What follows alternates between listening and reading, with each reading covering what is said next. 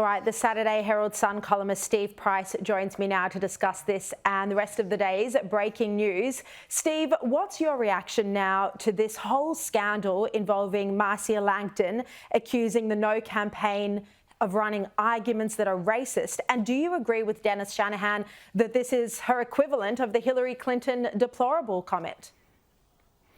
Yeah, 100%, Sharri, it is. I think Dennis got that right. And, congratulations to you for digging out that footage that you led your program with yesterday. I guess Professor Langton thought, well, I'm in Bunbury, in WA, not many people in the audience are going to report what I've got to say, because Marcia Langton's been using words like racist about Australians forever. I mean, I've had run-ins with her on radio and interviews going way back 10, 15, 20 years ago.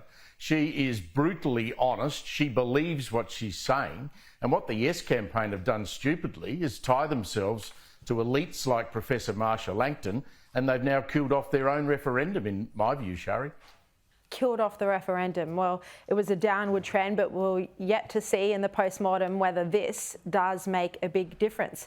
Now, moving on to another massive story today, Qantas, after a few shambolic weeks for the national airline, another blow, the High Court ruling that the airline acted unlawfully when it sacked its ground handling workforce mid-pandemic. This was a major win for the Transport Workers Union. Steve Price, look, this the latest in many scandals now, but clearly the High Court found Qantas was wrong to sack those workers. They never should have outsourced their jobs. No, and you can't argue with the High Court. That's the highest court in the land, so what they say goes. And you could see the relief on the faces of the officials from the Transport Workers Union and the ACTU. That would have been a very expensive court case to run all the way to the High Court. And look, it just keeps getting worse for Qantas day by day by day. And you may now realise exactly why Alan Joyce decided that he needed to go when he did, because they would have been pretty well aware at the top end of Qantas that this decision, and their lawyers would have been telling them, wasn't going their way. And of course now Vanessa Hudson, the new CEO, has been handed the ultimate poisonous chalice. And you will see tomorrow, I can predict, that there will be renewed calls for the chairman of Qantas, Richard Goyder, to walk away from his job as Qantas chairman. And there's even calls for the entire board to be removed. I don't believe that will happen, but you wouldn't want to be in the office of Vanessa Hudson. That's a very tough job to do from now on. Yeah, absolutely.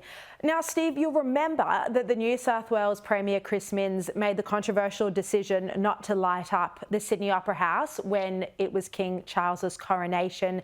It's been lit up for many other causes, but he made the decision not to light it up for King Charles. It's now been revealed that political reasons were behind this decision. This is despite Chris Minns saying publicly it was because it was too costly, it would be too expensive. Internal government letters have been published today. They dispute the claims that it would have cost up to $100,000. And it was lit up, the Opera House, for the Matildas, for Narendra Modi as well. What do you think about this? Well, it's been lit up for a whole range of things, including, you might recall, the big blue that went on when Peter V'landys was allowed to use the sales of the Opera House to put up the running order of horses in one of the major races at Randwick. I thought Christopher Minns, the Premier, was smarter than this.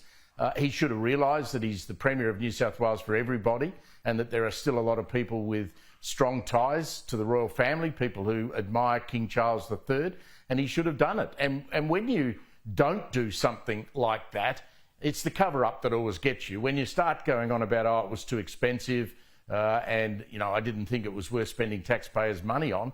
Well, there's a whole bunch of things that the Minns Labor government and every other government in the states right around Australia waste money on. You would have thought King Charles III ascending the throne, and, we've had the Queen forever, then lighting up the Opera House that his mother opened, by the way, would have been a fairly smart thing to do, Sharri.